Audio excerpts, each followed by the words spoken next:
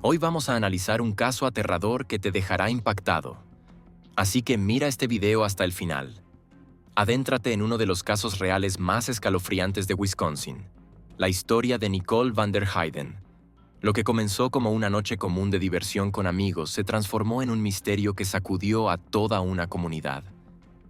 Esta investigación al estilo documental te lleva a través de la vida de Nicole, la noche en que desapareció, el hallazgo que siguió, el intenso trabajo policial y el drama judicial que finalmente trajo justicia.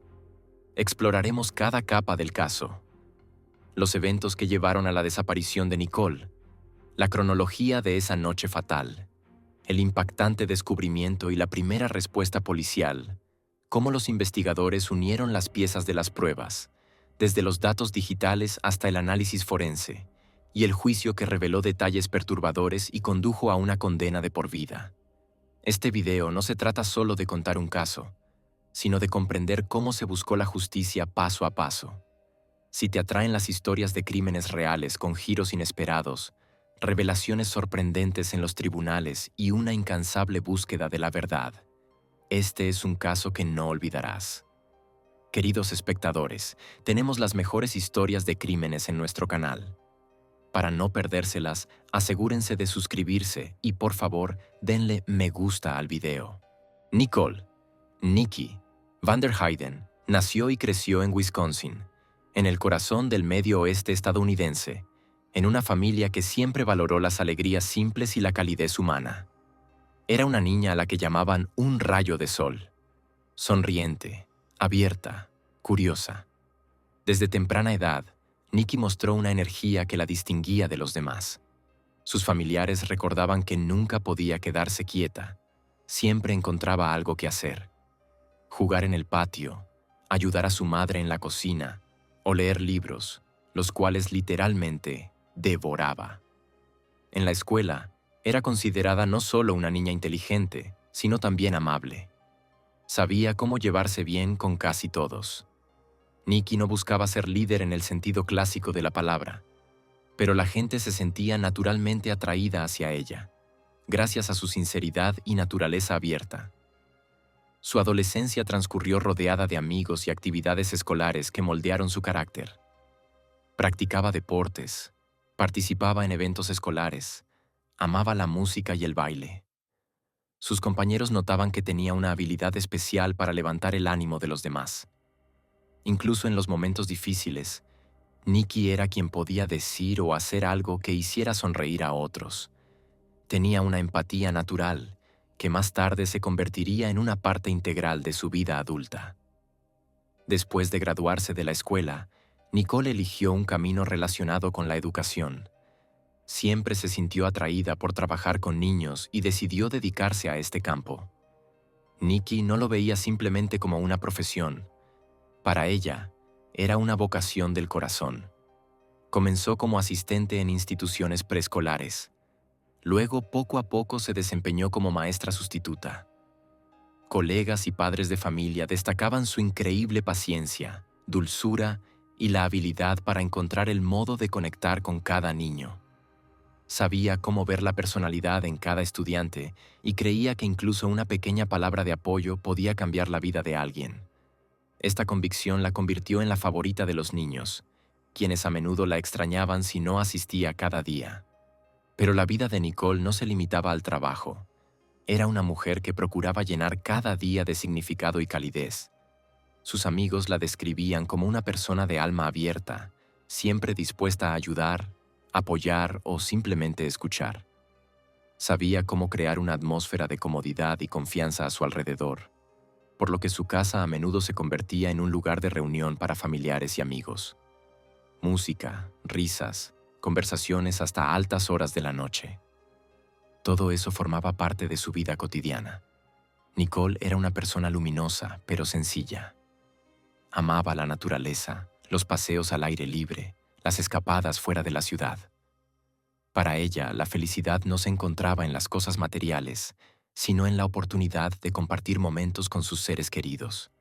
Los niños eran una parte especialmente importante de su vida.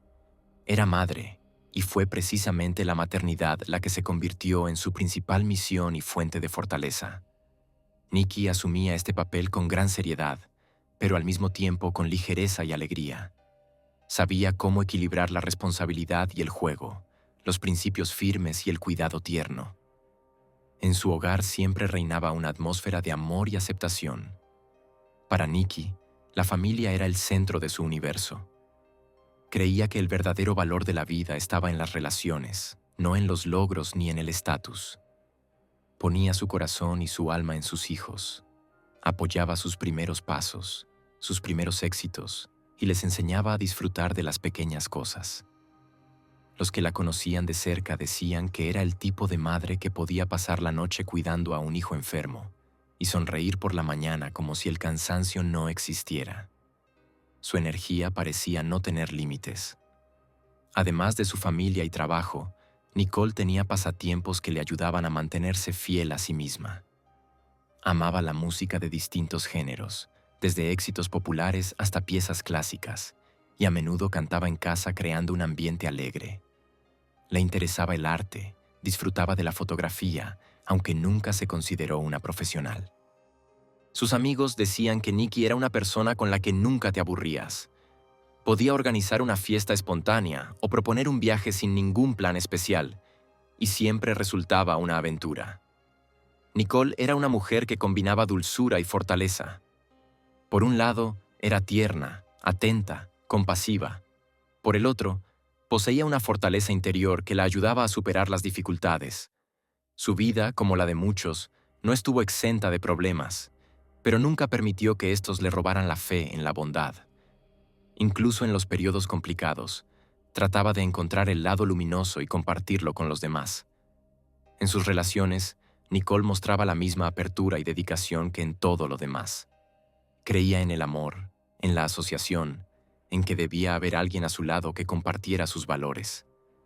Para ella, era esencial que existieran el respeto y la comprensión mutua dentro de la familia. Sus seres queridos señalaban que siempre intentaba construir el diálogo y creía que cualquier conflicto podía resolverse con palabras, no con silencio ni con peleas. Cuando sus amigos y colegas recordaban a Nicole, invariablemente hablaban de su risa. Esa risa era contagiosa y llenaba el espacio a su alrededor. Era ligera, sincera y auténtica. Era la risa de una persona que sabía disfrutar de la vida, incluso a pesar de las pruebas. Para muchos, se convirtió en un símbolo de la propia Nikki, una mujer que sabía dar alegría. A primera vista, su vida parecía similar a la de miles de otras mujeres en Estados Unidos. Trabajo, hijos, hogar, reuniones con amigos. Pero era precisamente en esa cotidianidad donde residía su singularidad. No buscaba fama ni reconocimiento, pero su presencia dejaba una huella profunda en los corazones de quienes la conocieron. Nicole era una persona que inspiraba con su ejemplo. Vivir con amor, valorar a los seres queridos y nunca olvidar las alegrías simples. Sus padres recordaban que Nikki siempre llevaba luz a la casa. Podía llegar cansada, pero lo primero que hacía era interesarse por los asuntos de la familia, no por sus propios problemas. Tenía un don poco común, la capacidad de anteponer a los demás antes que a sí misma. Esa cualidad la hacía especial e irreemplazable. Con los años, Nicole aprendió a encontrar un equilibrio entre el cuidado de su familia, el trabajo y sus intereses personales. No se olvidaba de dedicarse tiempo a sí misma, comprendiendo que una madre y mujer feliz podía dar más calidez a los demás. Para ella, bastaban las cosas más simples: un paseo, leer un libro, una taza de café con una amiga. Su felicidad estaba en los pequeños detalles, y eso hacía su vida verdaderamente valiosa. No intentaba cambiar el mundo a gran escala, pero lo transformaba cada día, para sus hijos, amigos y colegas. Hacía la vida de los demás más luminosa, y ese era su mayor don. El 20 de mayo de 2016, en Green Bay, Wisconsin, no se diferenciaba de otros muchos viernes. Para los residentes de la ciudad, era el final de la semana laboral, una noche en la que las calles se llenaban de autos y los centros de entretenimiento de gente. Ese día, se celebraba un concierto en uno de los clubes locales que atrajo a una gran cantidad de visitantes. Entre ellos estaba Nicole van der Heyden, de 31 años, conocida por sus amigos como Nikki. Había llegado con un grupo de personas, entre ellas su pareja. La velada comenzó como de costumbre. Conversaciones animadas, música, bebidas, gente moviéndose entre el escenario, el bar y la pista de baile. A medianoche, el lugar estaba abarrotado. La noche ya no era tan despreocupada. La tensión crecía debido al alcohol, la multitud y los conflictos personales. Surgió una discusión entre Nicole y su acompañante. Varios testigos afirmaron después que la discusión parecía bastante acalorada. Tras eso, se les perdió de vista y Nicole salió sola del local. Las cámaras la registraron caminando hacia la salida. Vestía ropa típica para una noche de fiesta: un top, jeans y zapatos de tacón bajo. Llevaba un teléfono en las manos y parecía apresurada. Pasada la medianoche, aproximadamente entre las 0:30 y 0:40, los residentes del área cercana al bar reportaron los primeros sonidos alarmantes. Uno de los hombres, que estaba en casa con la ventana abierta, escuchó el grito de una mujer. Dijo que fue un sonido corto, pero claro, seguido de silencio. Unos minutos después, decidió llamar al 911. El operador de emergencias recibió el reporte, confirmó la dirección y la naturaleza del ruido. Se registró una nota en el informe del turno: queja por ruido. Posible grito de una mujer. Siguiendo el protocolo, se envió la patrulla más cercana. La policía llegó al lugar indicado pocos minutos después. Condujeron por la calle, inspeccionaron los patios y los callejones. La luz de los faros iluminaba fragmentos de asfalto, cercas y contenedores de basura. No encontraron a nadie. En el informe escribieron: patrulla llegó. No se encontraron rastros del incidente. Área tranquila. Tras una breve inspección, regresaron a su ruta. Alrededor de la 1:15 de la madrugada, entró una segunda llamada. Esta vez, una mujer informó haber escuchado gritos prolongados y ruidos similares a una pelea, seguidos de un golpe fuerte y luego silencio. La llamada fue registrada como una señal repetida en la misma zona. El operador de guardia anotó las coordenadas y envió nuevamente una patrulla al lugar. La policía revisó los patios una vez más, caminó por la calle a pie, usó linternas e inspeccionó las áreas oscuras. No se encontró nada concreto. En el informe escribieron: situación no confirmada. Entre las 2 y las 3 de la madrugada no se recibieron nuevas llamadas. El área parecía tranquila, el tráfico disminuyó y los bares comenzaban a cerrar. La policía continuó patrullando, registrando la situación como normal para una noche de fin de semana. La siguiente llamada llegó por la mañana. A las 8:07 del sábado 21 de mayo, un hombre que corría temprano por las afueras de Bellevue notó lo que parecía ser una pieza de tela o ropa doblada en un campo. Al acercarse, se dio cuenta de que era un cuerpo humano. De inmediato dejó de correr y marcó al 911. Su voz en la grabación sonaba tensa. Informó que había encontrado a una mujer inmóvil. El despachador le pidió que se mantuviera alejado y esperara a la patrulla. Los primeros en llegar al lugar fueron los agentes de la patrulla de carreteras. Vieron el cuerpo de la mujer tendido boca abajo. Llevaba casi nada de ropa. Solo tenía calcetines en los pies.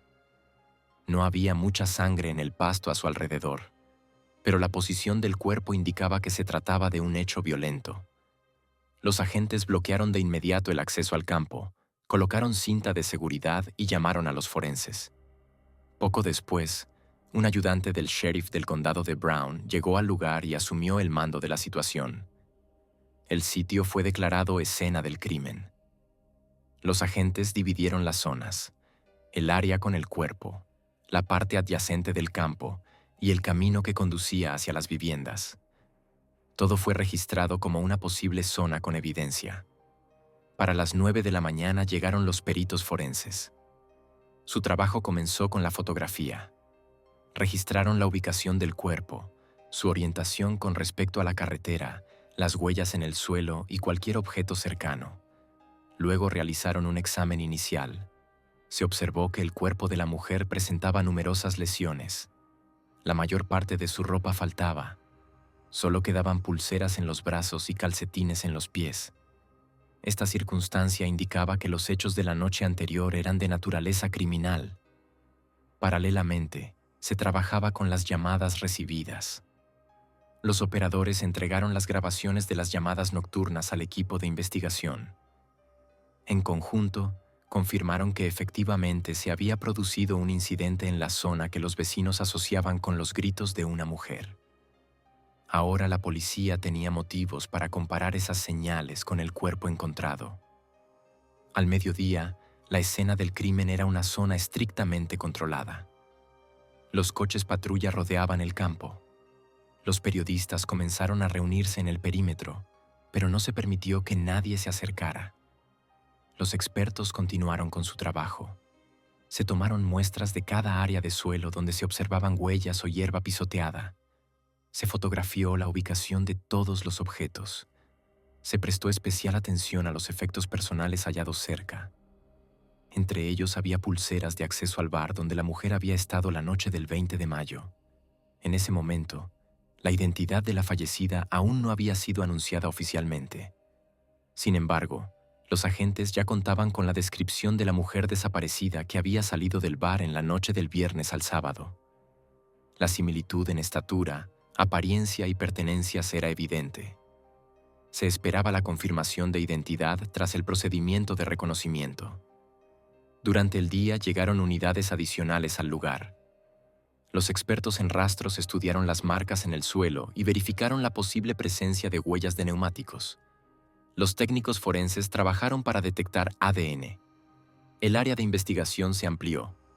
Además del campo, se examinaron los bordes de la carretera, las zanjas cercanas y las zonas de bosque adyacentes. Todas las acciones se documentaron en los informes. Cada fotografía llevaba un pie de foto. Campo, sector suroeste, 942. Cuerpo, plano general, 947. Efectos personales, primer plano, 955. Los informes describían el tamaño, la posición y las características visibles. Era un procedimiento rutinario pero fundamental, sin el cual ninguna investigación podía avanzar. Se interrogó a los residentes locales que vivían cerca del campo. Varias personas confirmaron haber escuchado gritos y ruidos durante la noche, pero en ese momento no le dieron importancia, pensando que se trataba de una pelea o un conflicto doméstico. Ahora sus palabras se registraron como posibles testimonios de testigos. Para la 1 de la tarde, el cuerpo fue trasladado al depósito para la autopsia. El campo permaneció acordonado durante varias horas más. Los forenses buscaban posibles pruebas adicionales que pudieran haberse pasado por alto durante la primera inspección. La policía actuaba con cautela para no difundir información prematuramente. Por la tarde, cerca de las 6 de la tarde, las autoridades emitieron la primera declaración oficial. Se confirmó. Se había encontrado el cuerpo de una mujer y las circunstancias de su muerte indicaban un hecho criminal. La identidad aún no había sido divulgada oficialmente, pero fuentes no oficiales ya señalaban que la coincidencia con la desaparecida Nicole van der Heyden era evidente. Así, la cadena de acontecimientos que comenzó con una salida nocturna al bar, continuó con las llamadas nocturnas a la policía y culminó con el hallazgo del cuerpo en la mañana siguiente. La cronología fue registrada con la máxima precisión. La hora en que salió del local, las llamadas al 911, las primeras revisiones infructuosas, el aviso del corredor, la llegada de la policía, el acordonamiento del área, la recolección de pruebas y el traslado del cuerpo. Cada etapa fue documentada, creando la base para la investigación posterior.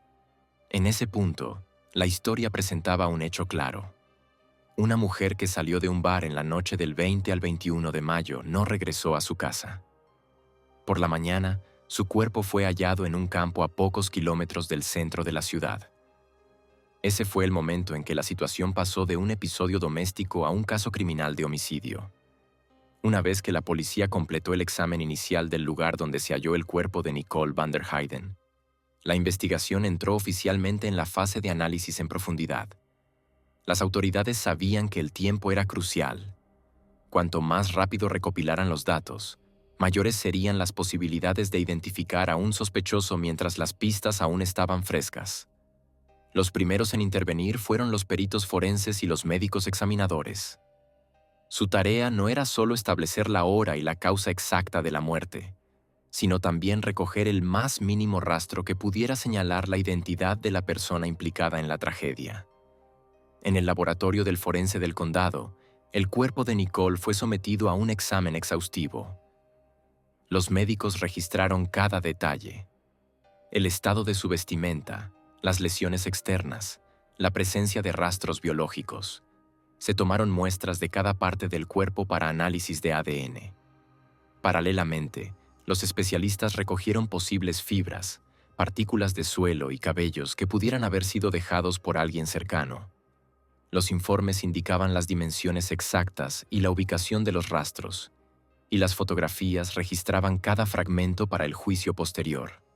Se prestó especial atención al contenido debajo de las uñas, ya que ahí suelen quedar partículas de piel o tejido del agresor. Las muestras de sangre y saliva fueron embaladas en recipientes separados, que más tarde se convertirían en una pieza clave del caso. Según el informe oficial de la autopsia del caso de Nicole van der Heyden, la causa de su muerte fue asfixia, acompañada de graves lesiones en la cabeza. El examen forense también señaló que la muerte ocurrió en el corto periodo de tiempo posterior a que Nicole saliera del bar donde fue vista con vida por última vez. Esto significaba que el ataque ocurrió casi inmediatamente después de que ella se marchara y que el agresor actuó con rapidez. Mientras los peritos forenses registraban los resultados, los agentes analizaban el comportamiento de los familiares. Los primeros interrogatorios tuvieron lugar en la casa de Doug Dietrich, el compañero sentimental de Nicole. La policía estaba obligada a verificar a todas las personas que estuvieron cerca de la víctima en las últimas horas de su vida. Dietrich declaró que efectivamente habían discutido aquella noche, que Nicole fue al bar y él se quedó en casa. Más tarde, recibió mensajes de ella, pero pronto la comunicación se interrumpió. Para los investigadores, esto resultó sospechoso. Los cónyuges suelen ser los primeros sujetos en este tipo de investigaciones. La tecnología moderna se convirtió en el punto clave. Durante el registro se incautó la pulsera de actividad de Nicole, sincronizada con su teléfono. El dispositivo registraba pasos, ritmo cardíaco e incluso el momento aproximado en que dejó de moverse. Los datos mostraban que su actividad física se detuvo bruscamente en el área donde posteriormente se encontró su cuerpo. Al mismo tiempo, la pulsera registró un fuerte aumento del ritmo cardíaco, que coincidía con el inicio del ataque. Esas cifras se convirtieron en una cronología digital de los últimos minutos de su vida. Los investigadores también solicitaron los datos de geolocalización del teléfono. La compañía de telefonía proporcionó un historial de movimientos, lo que permitió establecer que Nicole salió del bar alrededor de la medianoche y se dirigió hacia su casa. Sin embargo, la señal se interrumpió repentinamente en la zona donde estaba el campo. La coincidencia con el lugar del hallazgo confirmó que allí se produjo el hecho clave. Mientras tanto, los expertos examinaron minuciosamente el coche de Doug Dietrich. No se hallaron rastros en el maletero ni en el interior que pudieran vincularlo con el crimen. Además, su coche tenía un sistema snapshot de la compañía de seguros, que registraba las horas de los trayectos y las paradas. Los datos mostraron que el vehículo permaneció estacionado toda la noche. Este hecho resultó decisivo para descartarlo como sospechoso. Sin embargo, la policía aún tenía una pregunta. ¿Quién podría haber estado junto a Nicole? La respuesta llegó parcialmente gracias a las pruebas de ADN. Se hallaron rastros biológicos en la ropa y el cuerpo de la víctima que no pertenecían ni a ella ni a Doug. El laboratorio determinó el perfil de un hombre desconocido. Ahora la tarea era identificar al propietario de esos rastros. Una verificación en las bases de datos criminales no arrojó resultados. Esto significaba que el sospechoso no había sido condenado anteriormente ni había proporcionado muestras. Los investigadores adoptaron un enfoque diferente. Compararon el ADN con las muestras recogidas de personas que estuvieron en el mismo bar aquella noche. Comenzaron los interrogatorios masivos y las pruebas voluntarias. Algunos clientes aceptaron las pruebas, otros intentaron evitarlas, lo que atrajo automáticamente la atención de la policía. Paralelamente, los analistas de dispositivos digitales trabajaban revisando los teléfonos de testigos y asistentes al bar en busca de llamadas, mensajes y geolocalización. Un hombre, George Birch, despertó especial interés. Su nombre no apareció al principio, pero los datos de su teléfono mostraban movimientos que coincidían con el lugar del crimen. Afirmó que estaba en otra zona esa noche, pero la geolocalización desmintió sus palabras. Los investigadores incrementaron su atención. El teléfono de Birch fue incautado en su domicilio y más tarde también su automóvil. El examen inicial no arrojó nada, pero los expertos no se detuvieron. En el maletero se encontraron pequeñas manchas invisibles al ojo que fueron enviadas al laboratorio. El análisis confirmó que era sangre de Nicole. El hallazgo impactante puso fin a las dudas. La imagen se completó con los datos de la pulsera de actividad. Los dispositivos de la víctima y del sospechoso mostraban sincronía de movimientos durante un determinado periodo. Estas coincidencias no podían explicarse por casualidad. Además, se hallaron mensajes eliminados en el teléfono de Birch que los especialistas lograron recuperar. En ellos, mencionaba una hora y un lugar cercanos al momento de la desaparición de Nicole. Los argumentos formaban una cadena única. Coincidencia de ADN, datos digitales, sangre en el coche, inconsistencias en el testimonio. La investigación no tenía derecho a demorarse más. Tras preparar una orden judicial, un grupo de agentes se dirigió al lugar de residencia de George Birch. El arresto tuvo lugar a primera hora de la mañana. Los oficiales del sheriff del condado rodearon la casa, actuando conforme a las instrucciones para eliminar cualquier riesgo. El sospechoso fue detenido sin resistencia. Según los testigos, en sus ojos se percibía confusión, pero insistía en que no tenía nada que ver con el caso. A pesar de su negación, las pruebas decían lo contrario. Para la investigación, este fue un punto de inflexión. Varias semanas de intenso trabajo, cientos de interrogatorios, decenas de peritajes y un minucioso análisis de datos digitales los habían conducido a una persona concreta. El arresto de Birch no fue solo el resultado, sino también el inicio de una nueva etapa, la preparación de cargos que debían resistir la verificación en el tribunal. Las autoridades se enfrentaban a la siguiente tarea: presentar las pruebas recopiladas de tal manera que ni el jurado ni la defensa tuvieran dudas sobre la culpabilidad del hombre en el centro de este caso de gran resonancia. El juicio por el asesinato de Nicole van der Heyden comenzó varios meses después de que terminara la fase activa de la investigación. Para entonces, la Fiscalía del Condado de Brown ya contaba con una impresionante cantidad de pruebas reunidas por investigadores, expertos y forenses. El caso había causado una gran conmoción pública. Cada detalle se comentaba en la pequeña ciudad. La prensa seguía de cerca los acontecimientos, y el juicio en sí se convirtió en un evento esperado con ansiedad y curiosidad. Reinaba un ambiente especial en la sala del tribunal. Los familiares de Nicole estaban en el banco de las víctimas. Los periodistas trabajaban cerca, registrando cada palabra. El foco estaba en el hombre al que la acusación llamaba asesino, George Birch. La fiscalía estructuró el juicio con el máximo cuidado.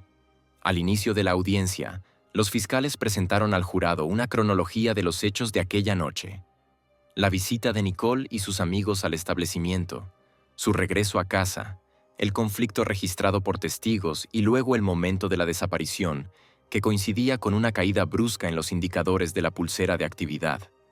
Inmediatamente después, el jurado fue informado de cómo la policía llegó a la conclusión de que Birch era el responsable de la muerte de la mujer.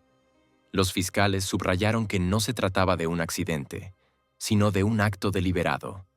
La defensa eligió una línea diferente. Los abogados de Birch insistieron en que su cliente era una víctima de las circunstancias. Intentaron sembrar la duda en el jurado.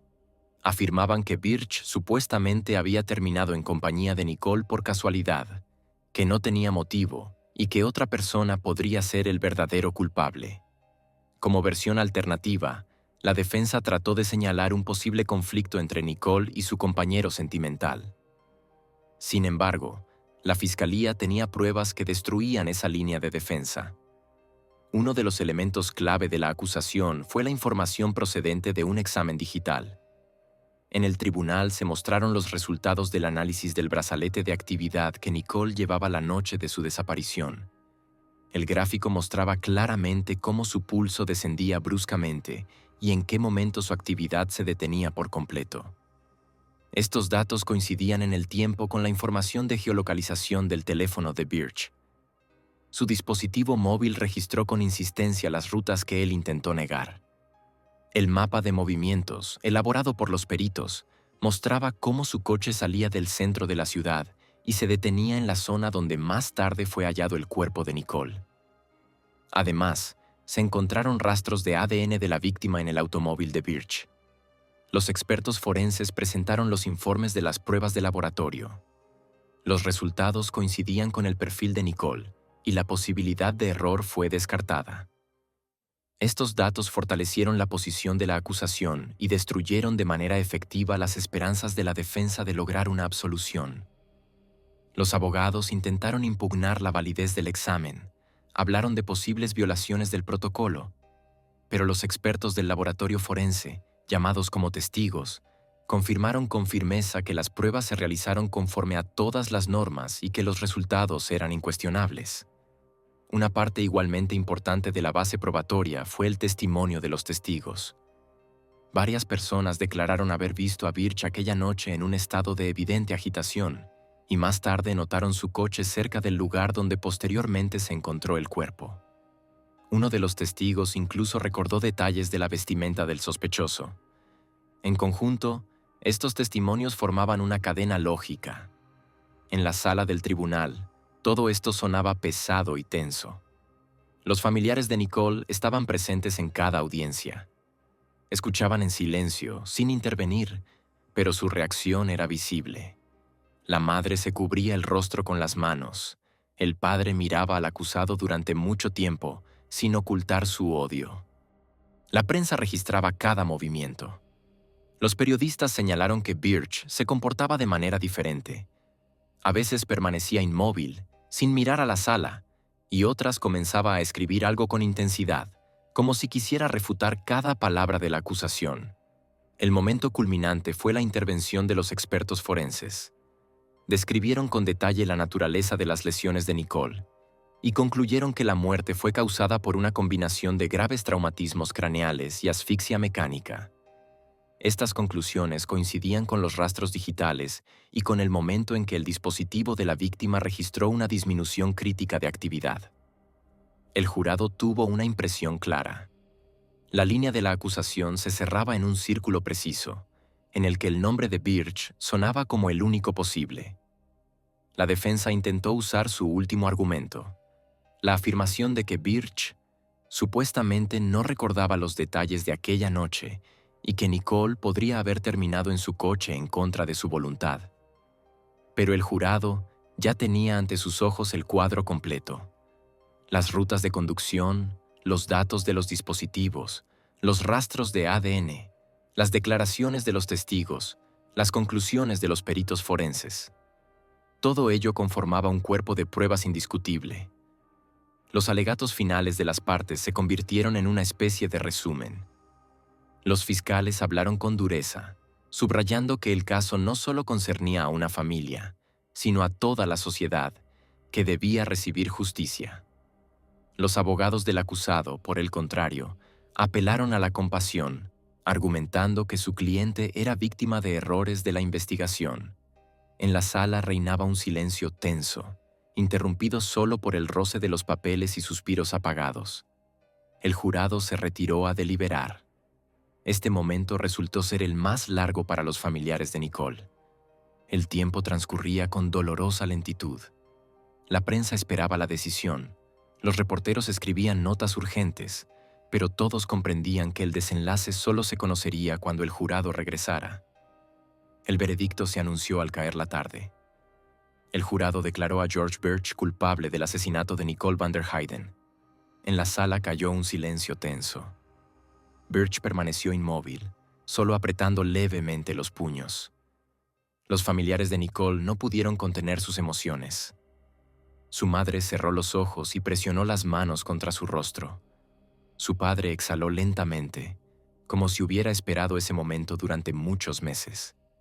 Al día siguiente, el tribunal dictó su sentencia definitiva. George Birch fue condenado a cadena perpetua sin posibilidad de libertad condicional.